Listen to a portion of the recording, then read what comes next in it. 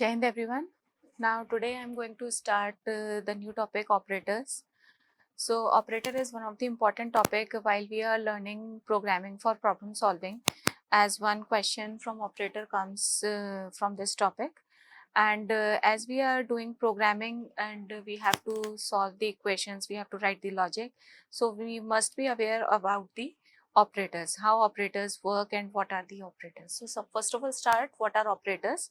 So while we are talking about the operators in C language, so C language supports a enormous number of operators. We have a very huge set of operators, and an operator is nothing but a symbol that tells the computer to perform certain mathematical or logical manipulation.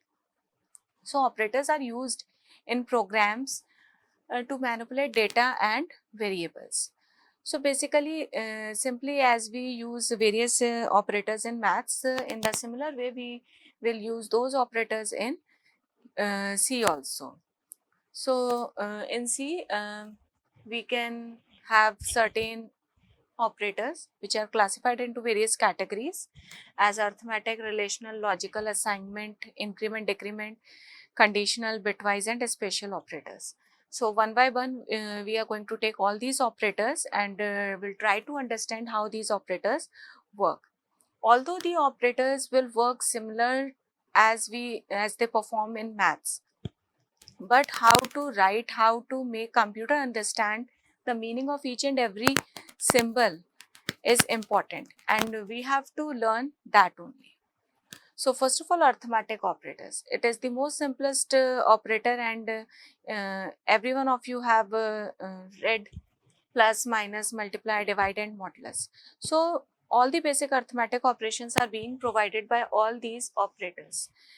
So addition, subtraction, multiplication, division are as simple as we perform in mathematics, and the same BODMAS rule will be applied here. Next, we have the modular division. So modular division will provide you the remainder part. So when we have to perform any division, so in division we have quotient and we have remainder. So when we write the divide operator, we will get the quotient part, and when we will write the modulus operator, we will get the remainder part. For example, for multiplication, we simply write A into B. So here I am taking value of A as 9 and B is 3. So what is the result? It is 27, that is 9 into 3, it is 27. Now when I am talking about divide, it is A divide B, that is 9 divide 3, quotient will be 3. And for the same question, the remainder will be 0. So A modulus B will be given 0. Addition, 9 plus 3 is 12, and subtraction, 9 minus 3 is 6. So we can have all the operators performing as simple as that in mathematics. Next we have integer arithmetic. So whenever all the operands are of type integer, that is known as integer expression or integer arithmetic. Means when we have operands A and B as of integer type, that in the previous example we have taken A as 9 and B as 3. So both the elements are of type integer. So in that particular case, that particular expression is known as integer expression, and the operation is known as integer arithmetic. So whenever we will get the fractional part, it is being truncated. Okay. So what is real arithmetic? A real arithmetic is the expression where we will have a mixture of data type, that is, one is of integer and another is of type float. For example, x is equals to 6.0 minus divide by 7.0. So what is the result? It is 0.85. So x, y and z are of type float, not of type integer. So each and every value will be stored. Means the decimal part or the exponential part will be stored, not truncated, as we have studied in the integer arithmetic. So while we are working upon the real-time data, we generally go with the real arithmetic, because data may be generated in float type. Next we have mixed mode, that is the combination of both integer and real type data. So for example, 15 divided by 10.0, which will generate the result 1.5. Next we have the relational operators. What are the relational operators? They will provide us the relationship between the two operands, what we are providing here. So for relational operators, we can compare the two different data with the help of less than, greater than, less than, greater, less than, equal, greater than, equal, equal, not equal, like this. So with the help of all these operators, while using these symbols, we can generate the result. So how to write a simple relational expression? It will contain the first arithmetic expression, relational operator, and then second arithmetic expression. Means simply I have to write A less than B.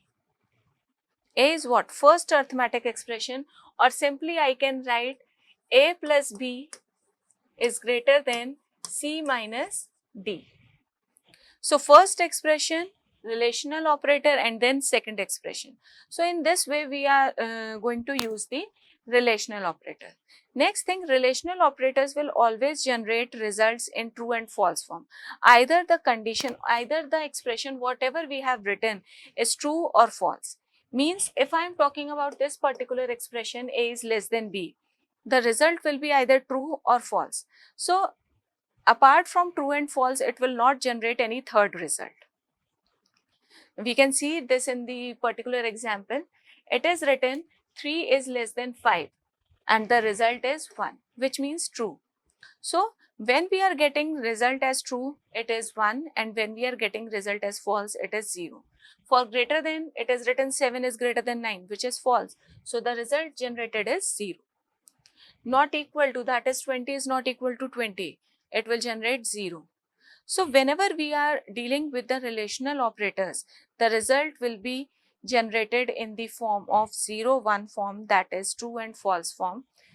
Apart from true and false value, it will not generate any other value, any third value. Next, we have logical operators. So logical operators, we have three logical operators, that is AND, OR and NOT.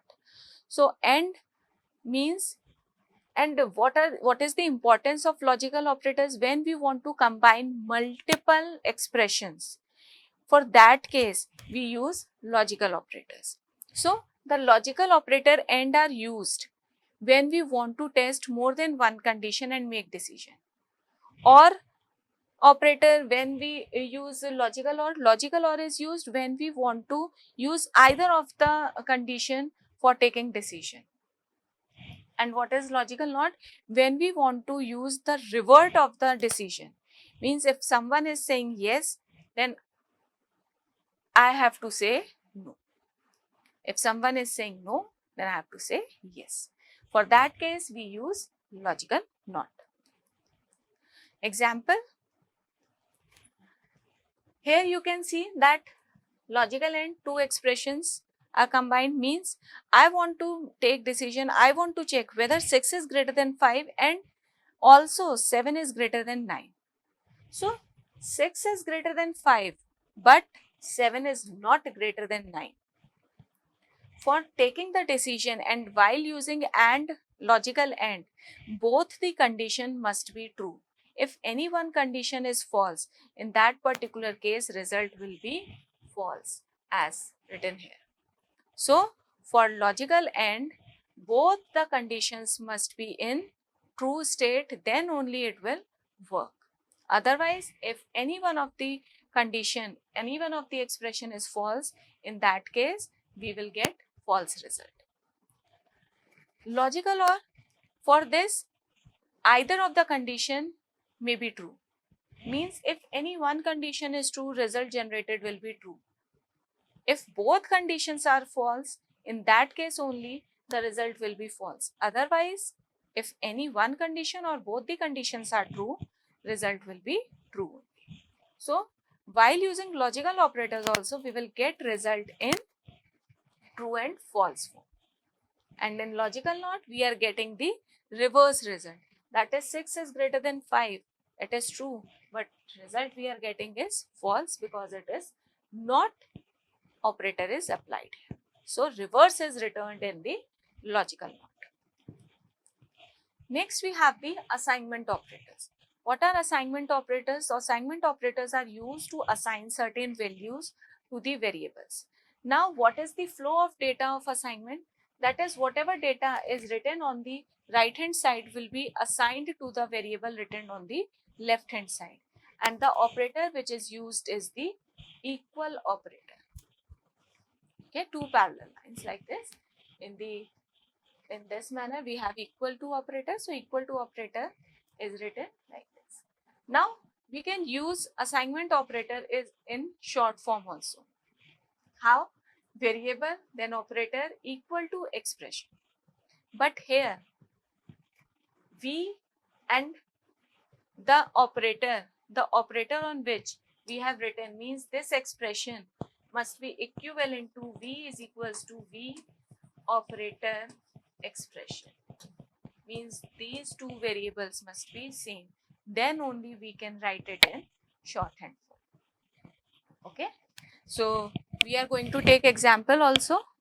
So here it is written A is equals to A plus 1. So how can we write it? We can write it in this way, A plus equal to 1. It is written A equal to A minus 1. We can write it in A minus equal to 1. You can see that A is same on both hand side. Similarly, A is equals to A multiply n plus 1.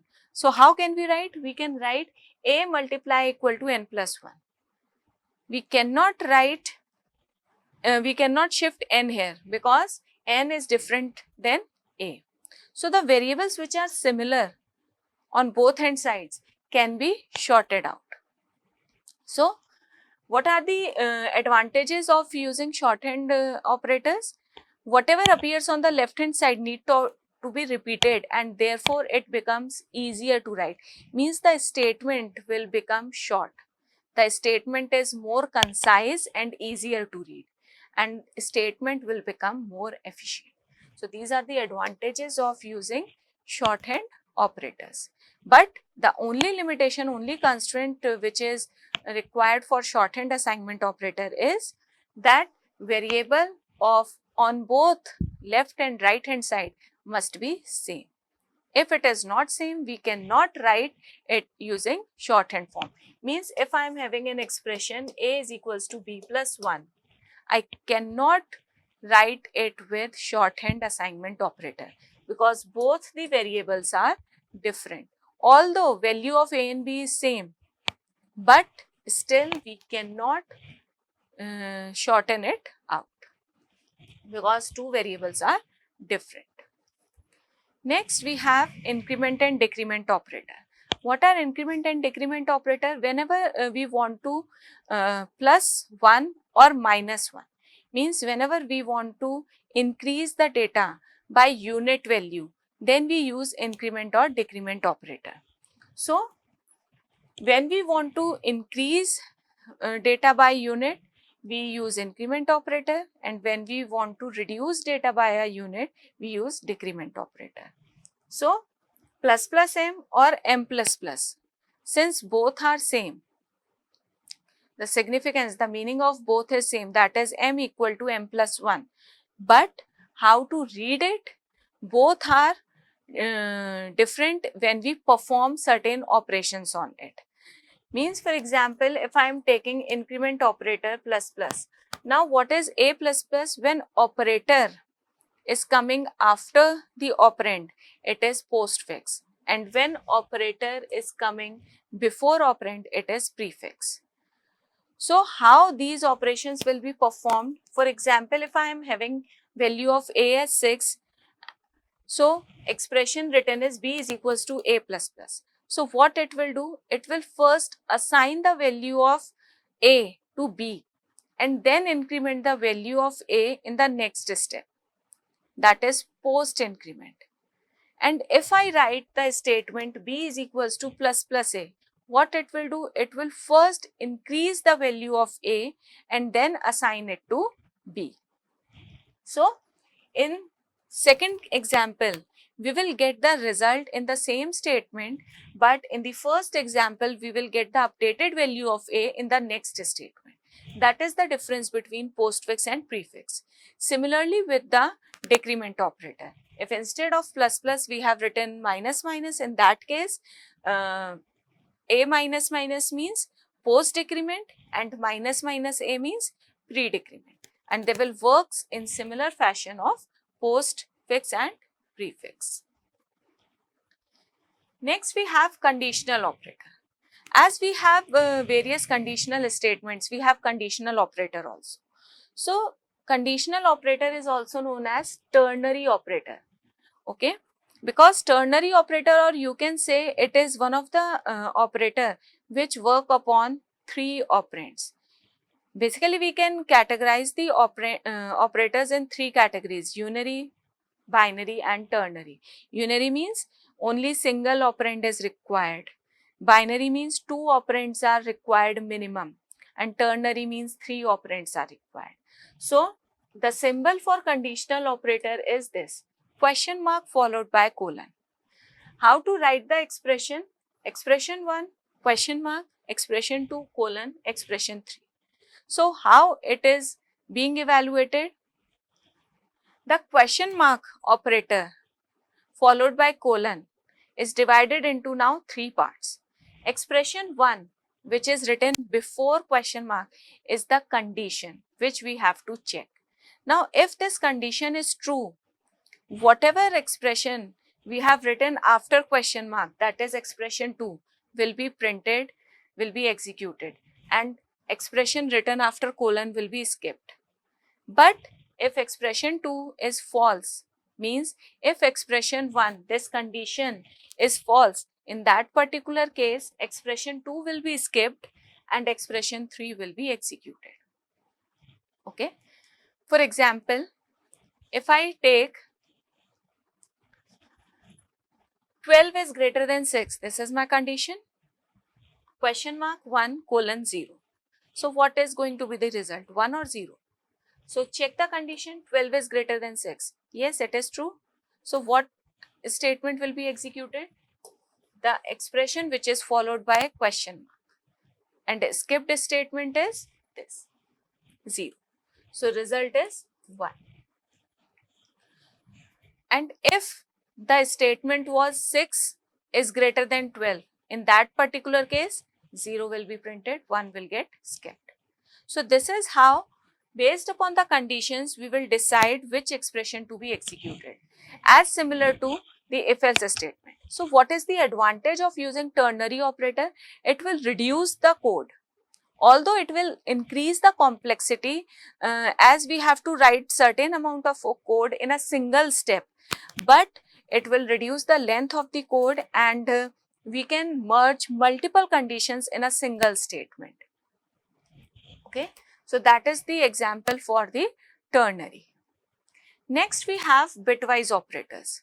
So bitwise operators works on bits, on binary data. As we all know that machine understands binary language. So when we directly work upon the binary data, we will work on bitwise data.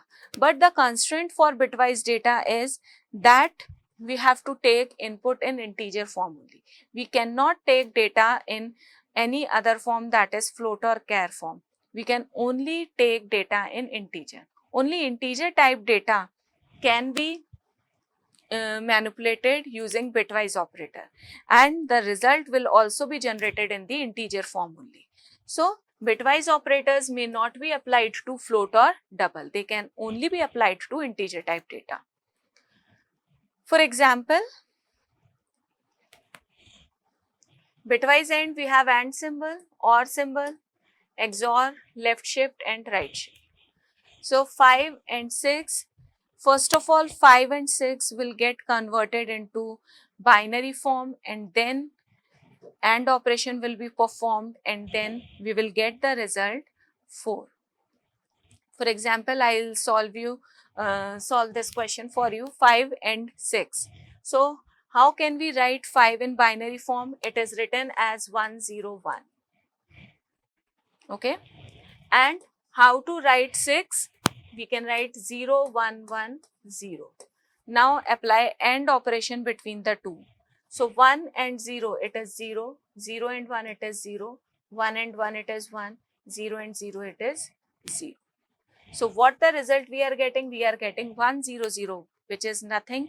Again convert this data into decimal form, that is 4. So what result we are getting here? It is 4.